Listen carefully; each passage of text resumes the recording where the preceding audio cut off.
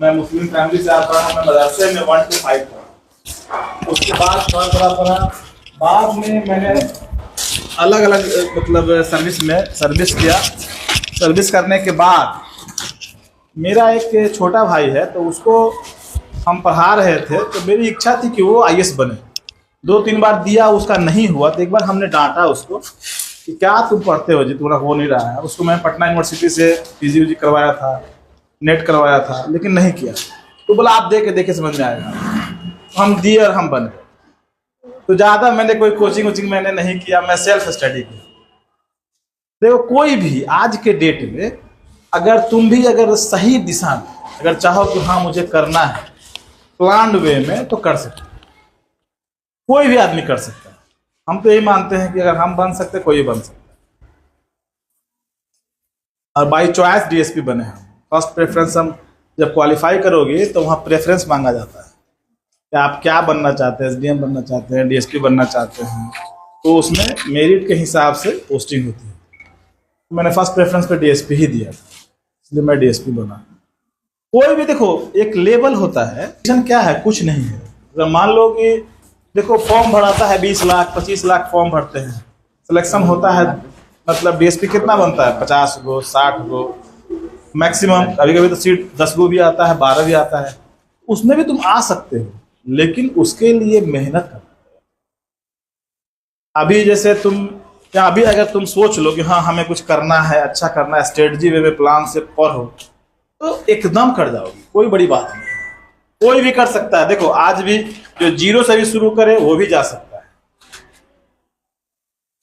मैं इसलिए नहीं बोलूंगा कि मैं 14 घंटा पढ़ता था, 12 घंटा। मैं ऐसा कोई पढ़ने वाला विद्यार्थी नहीं था। मैं बहुत एवरेज था। मैं मतलब ग्रेजुएशन तक एवरेज था।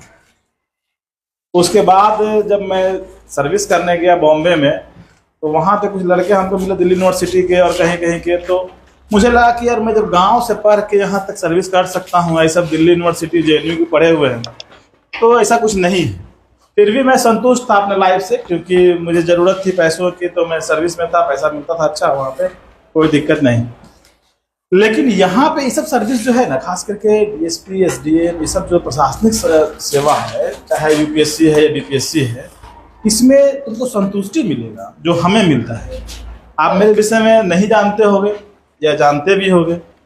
देखो बहुत से अफसर हैं कि अगर बनने के बाद वो अपनी दिशा बदल देते हैं और उनका उद्देश्य हो जाता है कि नहीं धन अर्जन और ये वगैरह। मेरा कभी कोई उद्देश्य नहीं, मैं सैलरी पे जीता हूँ।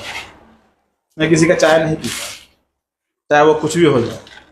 तो उसमें क्या होता है कि आपको संतुष्टि मिलेगा। बहुत सा गरीब से आदमी आता है, शरीर पे देखोगे तो वस्त्र नहीं है, पैर में चप्पल नहीं है, और वो न्याय की उम्मीद लेकर के आता है आपसे। अगर आप उसको न्याय कर दोगे तो आपको भगवान से कम नहीं समझेगा वो। लेकिन जो है विधि अनुकूल, अगर मान लो कि गरीबी है और अपराध किया है, तो हम कुछ नहीं कर सकते। जो कानून में प्रोविजन है उसके अनुसार कार्रवाई की। लेकिन समाज में ऐसा देखा जाता है कि एक व्यक्ति कुछ करता है, 10 व्यक्ति का नाम दे दो और उसको फंसा करके जो है परेशान करो। अगर कोई राइज कर रहा है तो उसको परेशान करो, उसके परिवार को परेशान करो। कोई स्टूडेंट है अच्छा है, अगर पढ़ने लिखने में अच्छा है, तो उसको कहीं नाम दे दो, कहीं ये करो। तो ऐसा अगर तुम्हारे जैसा अच्छा अफसर आएगा, अभी मेरे लिए क्या है, अनुमंडल में अगर हम जान जाए कि हाँ ये व्यक्ति निर्दोष है, तो कहीं से पैरवी की जरूरत नहीं। हम जान गए कि हाँ ये निर्दोष है, उसका नाम है, कहीं जाने की जरूरत नहीं है, मेरे पास आने की जरूरत नहीं है, मुझे बताने की जरूरत नहीं है। हम हमेशा कभी भी क्या है, देखो जीवन वैसा होना चाहिए जिसमें आपको आत्मसंतुष्टि मिले, कि आपको लगे कि हाँ हमने कुछ किया है। यही जीवन। अभी जो समय निकल गया हमारा दोबारा आने वाला है नहीं ना, नहीं आने वाला है। इसलिए तुम्हारा जो समय निकल रहा है, इसको सही दिशा में रचनात्मक कार्य में लगाओ। मेरा आप लोगों को सलाह रहेगा कि जितना मोबाइल से दूरी बनाओगे कैरियर उतना अच्छा होगा। उससे देखो ये सब फेसबुक को हम रियली बताए तुमको, हम बोलते हैं फेक बुक। तो फेसबुक नहीं, सारा जानकारी फेक रहता है, फोटो से लेकर के दुनिया जहान सब कुछ फेक रहता है। उसके लिए तो अपना लाइफ स्पॉइल कर रहे हो। तो फेसबुक है, व्हाट्सएप है, इंस्टाग्राम है, ये सब चीज से अगर नहीं जुड़ो तो ज्यादा अच्छा है।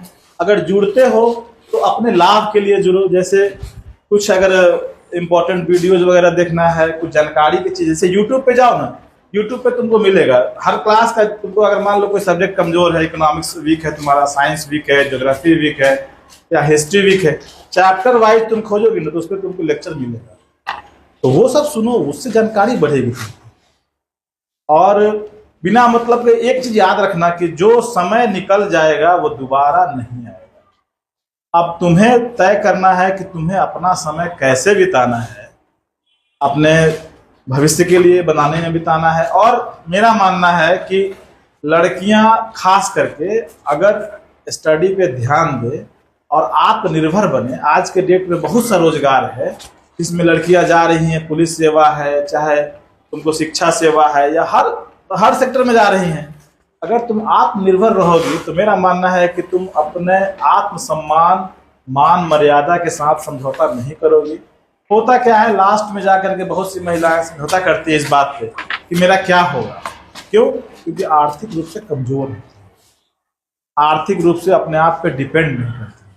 इसलिए मेरा तुम लोगों को सलाह रहेगा या जो समझो निर्देश है कि तुम लोग अपने ऊपर ध्यान दो। Be honest to yourself, अपने प्रति ईमानदार बनो, अपनी मान मर्यादा, अपना सम्मान, तुम्हारे जो परिवार के लोग हैं, खास करके पेरेंट्स, उनकी बात हमेशा मानो। वो तुम्हारे दुश्मन नहीं है। तुम्हें लगता होगा कि इस चीज से रोक रहे हैं, वो तुम्हारे अच्छे के लिए रोकते हैं। इसलिए कभी भी कहीं से लगे आपको कि हाँ पुलिस की जरूरत है तो आप मेरे नंबर पर संपर्क कीजिएगा। आप कभी भी आपको लगे कि हाँ आप किसी परेशानी में हैं, जहाँ से आपको लगे कि नहीं हताशा है मेरे मन में या कोई विचार आ रही है गलत, तो उन चीज़ों को रिजेक्ट करना है और सॉल्यूशन पे सोचना है। कभी भी किसी भी समस्या का समाधान क्या है उस पर विचार करना है, ना कि इस चीज पे कि उससे डर जाना है और उसके ग्रिप में आ जाना है। नहीं, कभी किसी से नहीं डरना है। और किसी तरह का आपको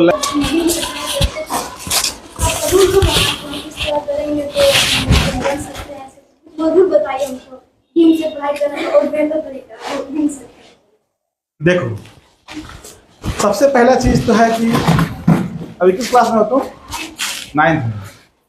9th का एग्जाम की तैयारी कैसे करती हो?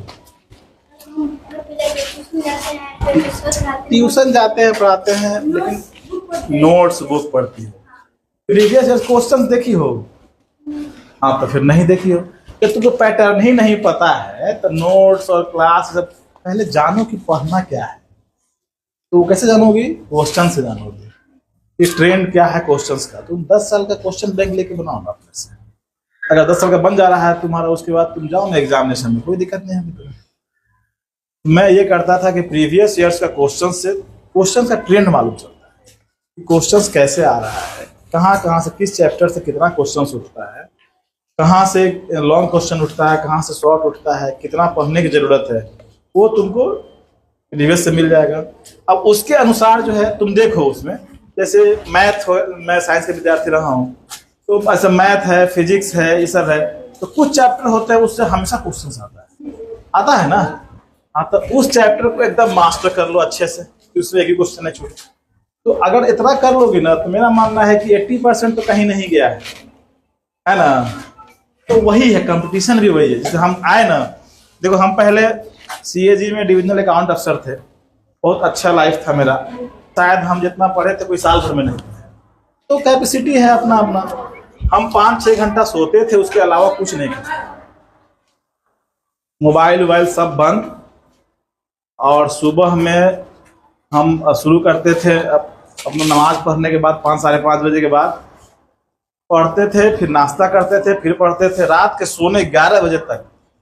बीच में खाना नाश्ता के अलावा हम नहीं उठते थे और पढ़ते थे। ट्रू सेंस में हम पढ़ते थे, ये नहीं कि हम पढ़ रहे हैं कुछ दिमाग में कुछ चल रहा है, वो वैसे पढ़ाई से फायदा नहीं।